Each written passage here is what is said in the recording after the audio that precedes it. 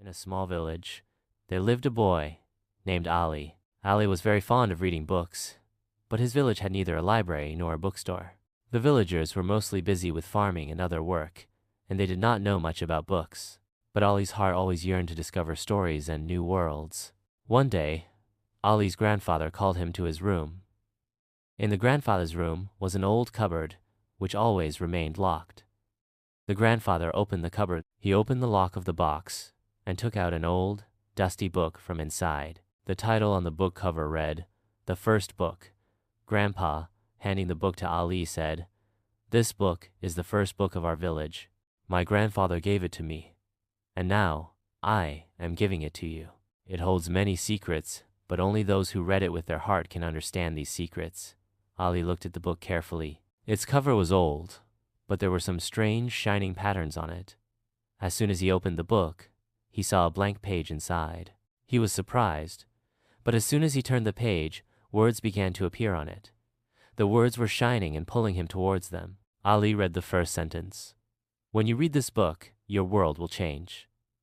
As soon as he read the sentence, Ali felt that the environment around him was changing. He had arrived in a new world where trees spoke, mountains walked, and stars descended to earth.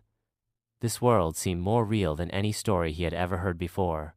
Ali befriended a small dwarf in this world, who he said that this book is a magical book written only for him. Every story written in the book is created from his own thoughts and imagination. Whenever he read something, the event would appear before him. Days passed, and Ali read many stories through the book. He found treasure in a mysterious cave, traveled to the city of clouds riding a flying horse, and met an old tree by a magical river that told him the secrets of life. But one day, Ali realized that the words of the book were beginning to fade.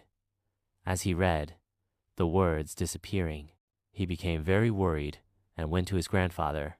Grandfather saw the book and smilingly said, "Son, the power of the book is not in the words, but in your thoughts. As long as you keep the stories alive in your heart, this book will never be empty."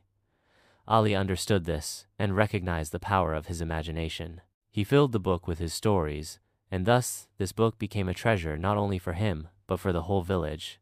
The villagers also started reading the book, and everyone added their stories to it. This story teaches us that the power of our thinking and imagination can take us to new worlds.